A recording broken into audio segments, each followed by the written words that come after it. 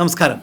ഫലസ്തീനിലെ ഖാൻ യൂനീസിലെ നാസർ ആശുപത്രിയിൽ മിനിറ്റുകളുടെ വ്യത്യാസത്തിൽ 2 ആക്രമണങ്ങൾ ഒന്നിലേറെ ആളുകൾക്ക് ജീവൻ നഷ്ടമായിട്ടില്ല എന്ന് കരുതുന്ന ആദ്യത്തെ ആക്രമണത്തിൻ്റെ ഭീതി വിട്ടുമാറുമ്പോഴാണ് രണ്ടാമത്തെ ആക്രമണത്തിനും ആശുപത്രി സാക്ഷ്യം വഹിച്ചത്.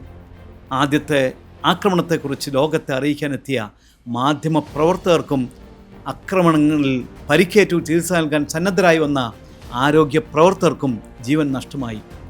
പട്ടിണിയുടെ നിലവിളികൾ ഗാസയിൽ കാതടച്ച് മുഴങ്ങുമ്പോൾ ഇസ്രായേൽ അടുത്ത അസ്ത്രത്തിനുള്ള അമ്പ് കോർപ്പിക്കുകയാണ്.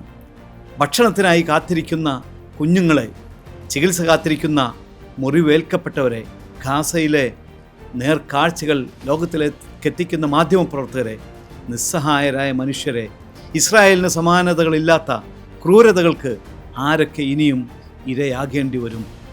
കഴിഞ്ഞ ദിവസം ഖാൻ യൂനിസിലെ നാസർ ആശുപത്രി കേന്ദ്രീകരിച്ച് ഇസ്രായേൽ നടത്തിയ ആക്രമണത്തിൽ 5 മാധ്യമ പ്രവർത്തകർ ഉൾപ്പെടെ 20 പേർക്ക് ജീവൻ നഷ്ടമായി റോയിട്ടേഴ്സ് റിപ്പോർട്ട് ചെയ്തിരുന്നു. അന്താരാഷ്ട്ര മാധ്യമങ്ങളായ Reuters, associate press, Al Jazeera, Middle East Eye എന്നിവരുടെ പ്രതിനിധികളായ മാധ്യമ പ്രവർത്തകർക്കാണ് ജീവൻ നഷ്ടമായത്. നിരന്തരം ആക്രമണം നടത്തുന്ന മേഖലയിൽ എപ്പോൾ വേണമെങ്കിലും സ്ഫോടനം നടക്കാനുള്ള സാധ്യതയുണ്ടെന്ന് അറിഞ്ഞിട്ട് തന്നെയാണ് ഓരോ മാധ്യമ പ്രവർത്തകനും ഗാസയിലേക്ക് തിരിച്ചിരിക്കുക. പക്ഷേ ലോകത്തിന് വേണ്ടിയുള്ള അവരുടെ മരണം വേദനാജനകമാണ്. 22 മാസങ്ങളായി ഗാസ ഇസ്രായേലിൽ തുടരുന്ന ആക്രമണങ്ങളിൽ ആശുപത്രികൾക്കും മാധ്യമപ്രവർത്തകർക്കും നേരെ ഉണ്ടായ ഏറ്റവും വലിയ ആക്രമണങ്ങളിൽ ഒന്നാണ് കഴിഞ്ഞ ദിവസം ഉണ്ടായത്. നിരവധി തവണ ഇസ്രായേലിൻ്റെ ആക്രമണത്തിന് ഇരയായിട്ടുള്ളതാണ് നിസാർ ആശുപത്രി. ഇതിൻ്റെ ഭാഗമായി അവശ്യ വസ്തുക്കളുടെ അടക്കം വിതരണവും അവിടെ തടസ്സപ്പെട്ടിരുന്നു. ഇതിനെയെല്ലാം സാധ്യമായ സ്രോതസ്സുകൾ ഉപയോഗിച്ച് മറികടന്ന് പ്രവർത്തിച്ചു വരുമ്പോഴാണ് നാസർ ആശുപത്രിയെ വീണ്ടും ഇസ്രായേൽ ഉന്നമിക്കുന്നത്. ഇസ്രായേലിൻ്റെ ആക്രമണത്തിൽ മാധ്യമപ്രവർത്തകർ കൊല്ലപ്പെടുന്നത് ആദ്യത്തെ സംഭവമല്ല. 2023 ഒക്ടോബറിൽ തുടങ്ങിയ ആക്രമണത്തിൽ ഇതുവരെ 197 മാധ്യമപ്രവർത്തകർക്ക് ജീവൻ നഷ്ടമായിട്ടുണ്ടെന്ന് കമ്മിറ്റി ടു പ്രൊജക്ട് ജേർണലിസ്റ്റിന് റിപ്പോർട്ടുകൾ വ്യക്തമാക്കുന്നു.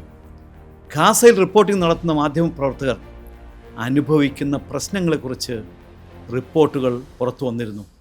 ഭക്ഷണവും മതിയായ ചികിത്സയും പോലുള്ള അടിസ്ഥാന സൗകര്യങ്ങൾ പോലും മാധ്യമപ്രവർത്തകർക്കും നിഷേധിക്കപ്പെട്ടിരുന്നു. എങ്കിലും ആ മനുഷ്യർ ഗാസയിലേക്കുള്ള ലോകത്തിൻ്റെ കണ്ണും കാതുമായി മാറിയിട്ടുണ്ട്. അവിടെ മാധ്യമപ്രവർത്തകർക്ക് വിലക്കുകളുണ്ട്. മാധ്യമപ്രവർത്തകർക്ക് ഗാസയിലേക്കും പുറത്തേക്കുമുള്ള സഞ്ചാര സ്വാതന്ത്ര്യമെങ്കിലും അനുവദിക്കാൻ ഇസ്രായേലിനോട് നിരവധി തവണ അഭ്യർത്ഥിച്ചതായും എന്നാൽ ഇസ്രായേൽ അത് നിഷേധിച്ചതായും BBC, റോയിട്ടേഴ്സ്, AFC എന്നീ മാധ്യമങ്ങളുടെ സംയുക്ത പ്രസ്താവനയിൽ വ്യക്തമാക്കുന്നു. ഇസ്രായേലിൻ്റെ ആക്രമണ മുന്നിൽ മാധ്യമപ്രവർത്തകർ ഗാസയിൽ മുഹമ്മദ് സലാമയടക്കം 4 ജേർണലിസ്റ്റുകൾ കൊല്ലപ്പെട്ടു. അടിയന്തരമായി ഇടപെട്ടില്ലെങ്കിൽ ഗാസയിൽ ഇനിയും മാധ്യമപ്രവർത്തകർക്ക് ജീവൻ നഷ്ടപ്പെടാൻ സാധ്യതയുണ്ടെന്ന് കാണിച്ചുകൊണ്ട് ഫ്രാൻസ് പ്രസ് വാർത്താ ഏജൻസിയിലെ മാധ്യമപ്രവർത്തകർ മുന്നറിയിപ്പ് നൽകിയിരുന്നു. ഗാസയിൽ നിന്ന് പുറത്തുവരുന്ന മാധ്യമപ്രവർത്തകരുടെ മരണത്തിൻ്റെ വാർത്ത അപ്രതീക്ഷിതമായിരുന്നോ? അല്ല എന്നതാണ് ഉത്തരം. ഗാസയിലെ കുഞ്ഞുങ്ങൾ, പട്ടിണിയിൽ വലയുന്ന മനുഷ്യർ എല്ലാം മരിക്കാനുള്ള സാധ്യത എത്രയാണോ അത്ര തന്നെ സാധ്യത മാധ്യമപ്രവർത്തകരുടെ ജീവൻ നഷ്ടപ്പെടാനുമുണ്ട്.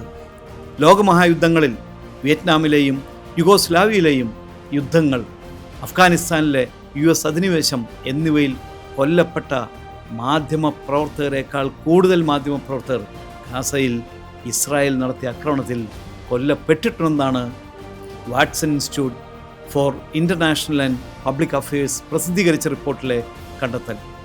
ഗാസയിൽ ഇസ്രായേൽ നടത്തുന്ന സമാനകളില്ലാത്ത ക്രൂരതയുടെ വാർത്തകൾ, ഭക്ഷണം കിട്ടാതെ നരകയാതന അനുഭവിക്കുന്ന കുഞ്ഞുങ്ങളുടേതടക്കമുള്ള ചിത്രങ്ങൾ, ഇതെല്ലാം ലോകത്തിൻ്റെ കൺമുന്നിലെത്താൻ ആകെയുള്ള ജാലകം മാധ്യമപ്രവർത്തകരാണ്. ഗാസയിൽ നിന്ന് നമുക്ക് നഷ്ടമാകുന്ന ഓരോ മാധ്യമപ്രവർത്തകരും ഉണ്ടാക്കുന്നത് വലിയ വിടവാണ്. ലോകത്തോടുള്ള പ്രതിബദ്ധത കൊണ്ട് വിശന്ന് കരയുന്ന കുഞ്ഞുങ്ങളോടുള്ള മാധ്യമപ്രവർത്തകരുടെ ഉത്തരവാദിത്വം മനസ്സിലാക്കി എല്ലാമാണ് ഗാസയിലെ യുദ്ധഭൂമിയിലേക്ക് ഓരോ മാധ്യമപ്രവർത്തനം എത്തുന്നത്. ഓരോ മാധ്യമപ്രവർത്തകൻ കൊല്ലപ്പെടുമ്പോഴും ഗാസയിലേക്ക് ഉറ്റുനോക്കാനുള്ള ലോകത്തിൻ്റെ കണ്ണിന് കാഴ്ച കുറഞ്ഞു വരികയാണ്. you.